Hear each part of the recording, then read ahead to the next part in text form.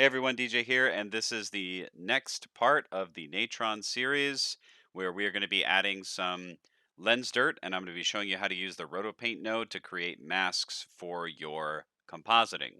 If you haven't yet, please take a moment to like and subscribe to the channel. It really helps me out, and we also have a Patreon. So I'm going to take a moment here to say thank you to all of the current patrons for your levels of donation, and anybody who wishes to look into that in the future, please click on the link below in the video description. Okay, so let's jump into Natron here, and we'll just do a really quick recap of last time. So we basically pulled in our EXR, and we did a grade, which got us to this point here. Then we went in and we added some glow effects. So we'll take a quick look and see how that turned out here. So there we go. And pretty much this is where we stopped. And normally I would show you how to do this rendering right here, but I am not prepared to show you how to render this out yet. Normally, what you might do if you have sort of like a slower computer or something like that, you might do what's called a pre-comp or a prep comp or whatever you want to call it render, where basically you're rendering this in layers. So you'll have your glow effects, you'll have maybe the grade rendered out, and you might have the glow effects rendered out separately and everything else. But really, I'm going to show you how to do a lot of that stuff later. But for right now, we're just going to disable all of these glow nodes here by hitting D. So if you click on your backdrop and you hit D, and then you view through here, basically we're just looking through the grade here. And this will work out just fine for us because pretty much we're just going to be talking about a RotoPaint node, which I'll talk to you about in a minute. And we're going to be adding just some lens dirt to this using some images. So first, what we'll want to do is find some lens dirt and some stuff like that. So generally speaking, these are not the ones that I'm going to be showing you. They're available for free, but they're not really, in my opinion, the best for doing effects. You kind of have to find stuff that's going to kind of help you out, or you make the effects on your own. And there's a lot of tutorials out there online. I might do some on my channel to show you how to do, things like lens flares or some of the lens dirt and stuff like that that I'm going to show you. But just for the purposes of teaching you right now how to do this, I'm just going to bring open the basic assets that are free and available for you to use right now. So the first thing I'm going to show you is if we go online, and I'll put a link to this, and you go to Wikimedia Commons, these are usually open source for anybody to use. And this is an image that's on there that you can download. Again, the link is going to be in the description below. And make sure that you download this original file here and save it to a location where you can easily get to it. And this is going to be our lens dirt layer for right now. The next thing that you will want to do if you're following along with me, go online to nasa.org and do a search for star images. And we're going to be using a star image like this one here to basically layer over the top as a visual effect. So those are basically what we're going to be using is this texture here and the star one. So make sure that you have those available, and let's go ahead and get started. So the first thing that we're going to do here is we're simply going to grab and I'll just show this on the screen here. We're going to left click and drag, left click and drag this into our Natron scene. Okay, so now we have a new read node right here, and if I hit this little X right here to get rid of all of our properties and double click on it and just look at this read node, I'm just going to rename this. Instead of read, I'm going to call this lens underscore dirt. Okay. And that's going to be right here. And there's one major issue with this image that you may not be thinking about. And this is something that you have to think about whenever you're pulling stuff into a project. It's kind of part of the compositing world where you get a lot of images that aren't quite the same size as the rest of your objects or the rest of your read nodes. So our EXR here, for example, is a UHD 4K 3840 by 2160 or whatever you happen to have. You might have an HD format. And if we look at this one here, you can see that it's a regular HD 1920 by 1080. So these are two different formats. So if we take a merge operation here, where we take in A, we take this here, our lens dirt. So just zoom in here. A is piped in with this lens dirt here, and then B, we take the other read node here, which is our 4K. You can see that it's a different size. And ideally, you would want to have a 4K version of your lens dirt that you're resizing down to an HD format in the final, or that you keep it 4K altogether. We don't have that luxury because I wanted to be able to get you guys something that was free and available online for everybody and not have any copyright issues. So we're going to turn this into a learning opportunity for everybody. And basically, what you're going to want to do here is you're going to want to throw a node in between your image here and this merge operation. And that's going to be called a reformat. So if we hit tab and start typing reformat here, we don't want to put it in there actually. We want to take it and take the source input here, put it into the lens dirt, and then take the A input to our merge operation here and put it into the reformat. And if we double click on the reformat node and go up here, you can see that it says type and then format. So we want to make this, you could scale and you could choose box, but we want to reformat this to a format. And if we left click here and select UHD 4K, it's right there. And if we look through this node with 1 in our viewer here, and we go between the two, you can see that now it's being reformatted or resized up to the right resolution or the right format. And if you zoom in, you can see that it's not really the best quality, but again, that's sort of not quite the point of this particular lesson. It's just to show you how to do this stuff. So if we take a look through there, and if we have this set to the operation of over, you can see that that is the operation that's there. But really what we want to do here is we're going to screen this over the top so that it doesn't really blow out too much of our highlights. And you can choose whichever merge operation works best for what you're trying to do. But for the purposes of this particular project, we're just going to be using the screen operation. So there we go. Now, the other thing that we're going to want to do here is we're actually going to want to sort of mask this out. If we go over here to the screen merge operation and we take the mix and we pull it down, we can sort of like soften how much of this is actually being shown. But overall, I do kind of want to make this to where in the center, there's not as much of this lens dirt going on. So what we can do is we can actually add a mask, and you can sort of see the input right there, right here, just sort of hiding behind this A. And what we're going to do is we're actually going to use a RotoPaint node in order to make this work. So what we're going to do first is over here, you can hit tab and type in RotoPaint, which is right here. Or you can simply, if you hover over in this area here, hit P, and it's going to open up a RotoPaint for you. And first, what we're going to want to do is take the RotoPaint and under where it says BG, throw it right here, and that'll be the background. And if we hit 1 and view through the RotoPaint, you can see that basically we can view through here now. So next, we kind of want to create a mask of this area.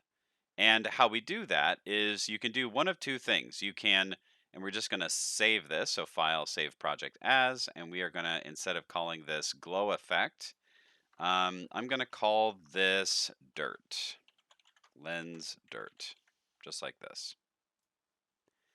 And if we take a look at this, I kind of want the center to not really have a whole lot of this lens dirt. And we can either choose this pencil here, which you can kind of think of as a brush, or a Bezier shape, which is basically a handle sort of situation. Now you could go in here and take the pencil and sort of paint in. If we take the brush size here and if you roll up on your middle mouse wheel, you can make that size bigger. There's other hotkeys that you can use to change your brush size. So it says right here, if you hover over it, it says use shift plus drag with the mouse. So you can hold shift and drag and make that bigger. And it looks like I accidentally put a brush shape in here, but if you see, if I just left click and drag over the top here, I am painting white in. And this is kind of the same of any other program. You can change the hardness, you can change the opacity here, and all that kind of stuff. And it saves all of your brush strokes here on the right. And you could actually, if you wanted to, change the operation of these. Now, what we actually want to do is we want to create a mask that paints the areas that we don't want it. And what this will do is it's actually going to make an alpha channel for us. So if I hover over here and I hit A, And if you see up here in the viewer, this little drop down here is changing between RGB and alpha. Whoops. So if I hit A multiple times, you can see that it's changing between those. Now, an alpha channel will usually show that specific section, and then black it will sort of leave out. Now, the thing that's okay with this is we're actually going to invert this roto paint shape, but let's do one thing at a time. So basically, we are painting the area that we want to show here, and then don't paint the areas that we kind of don't want to see. So the next thing that we can do here is we can take the screen merge operation and take the mask and put it right in there. And instead of BG here, we can move it over on this side because this is now a mask, and then pipe the A channel right through here. And if we view through there, you can see that the area that we painted as the alpha channel is visible. So we have all this lens dirt and stuff like that in the section that we painted. And then outside of that over here, it's not visible. So that's the opposite of what we want. So if we hit tab here, we type in invert, we can invert the color. So source here, mask here, just like that. And now you can see that there is an inverted color. Now, what you're seeing here is basically the format of the overall RotoPaint is going to kind of just show the areas that you have painted in. So when I'm jumping around here between the invert and the RotoPaint and the screen, basically what I'm showing you is how when you create this sort of like brush shape, the overall format of the edges is going to depend on your actual brush strokes and not the actual format that you're looking to have it kind of like be, if that makes sense.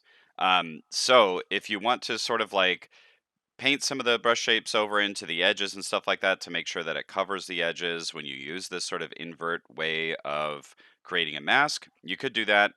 The other thing you could also do, and I don't demonstrate that here, is you could paint just the edges around the outside with your brush stroke and not use an invert node in order to actually create that shape without having the issues that I am showing you here.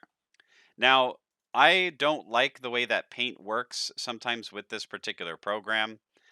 It just doesn't do exactly what I want it to do as far as that's concerned. So I'm going to keep the invert here, but on the RotoPaint node, I'm going to left click and drag to select all of these, and I'm going to hit delete. Okay. And instead, what I'm going to do is I'm going to actually go to the Roto Bezier here, and I'm going to go to the ellipse tool. And if I click and drag like this, you can see that it's starting to create this shape. And then if I pull these out like this,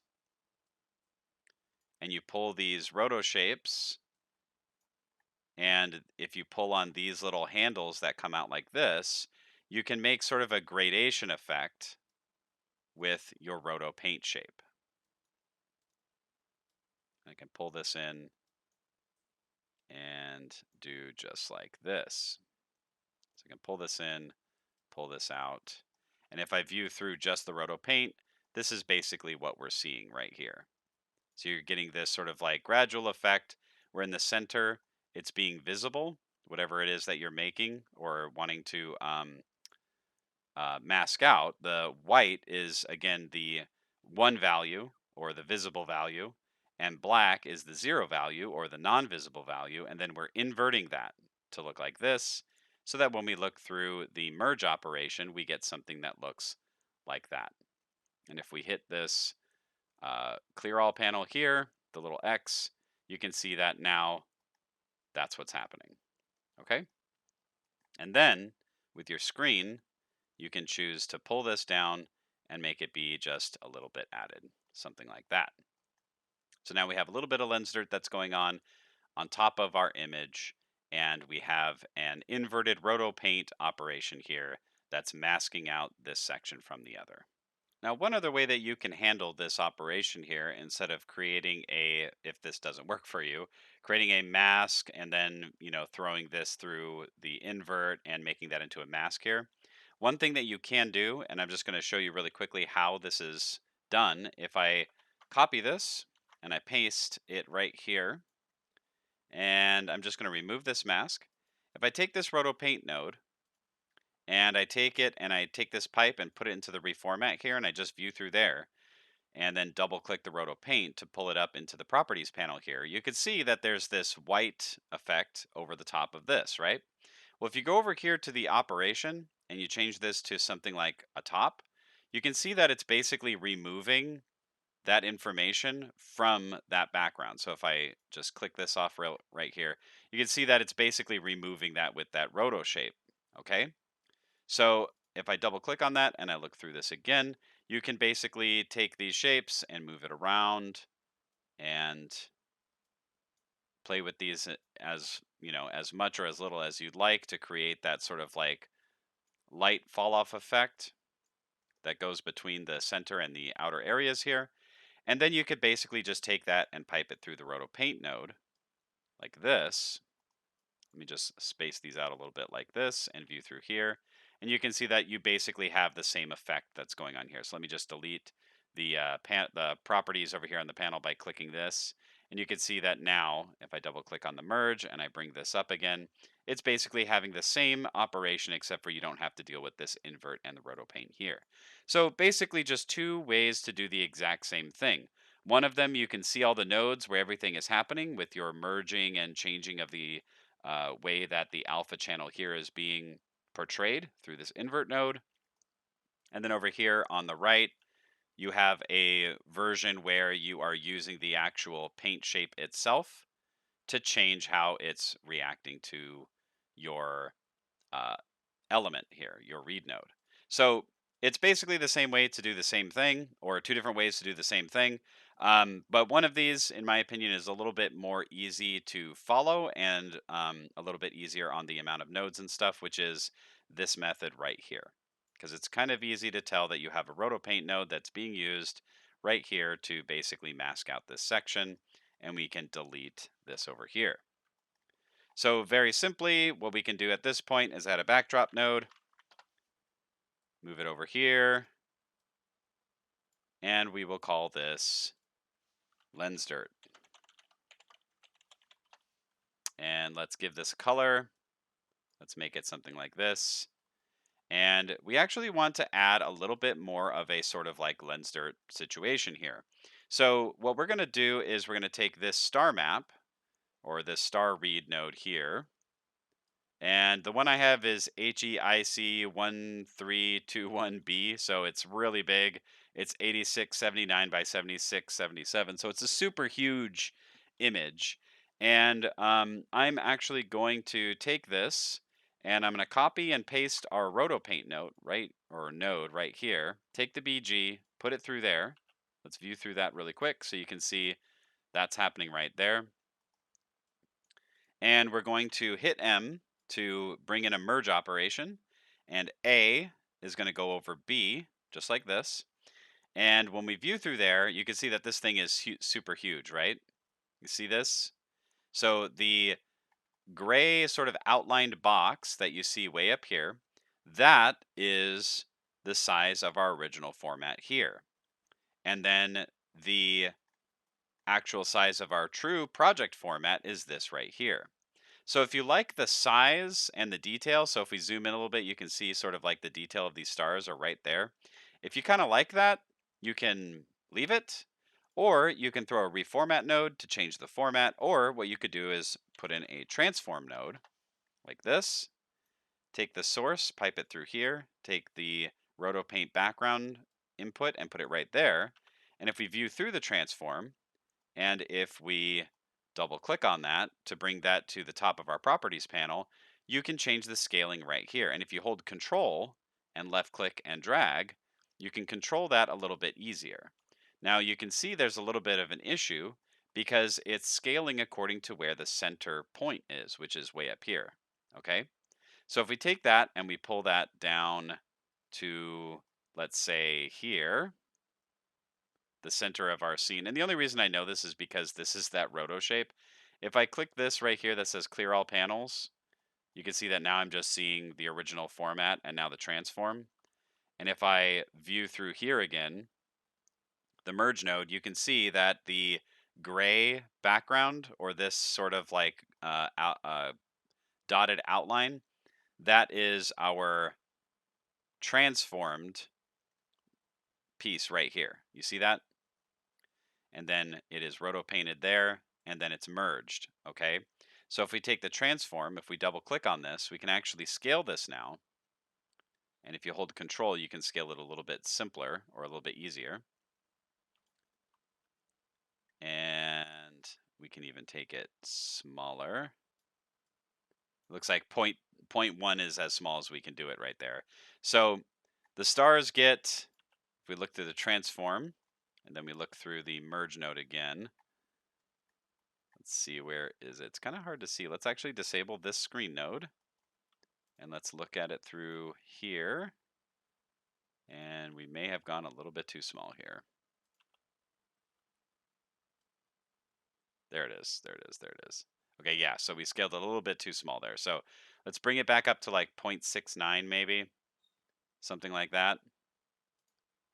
Yeah, maybe that'll do. And you can change the point where you're kind of like dragging it around here. You see how I'm dragging this point around? That's in the transform node. You can see the translate right there.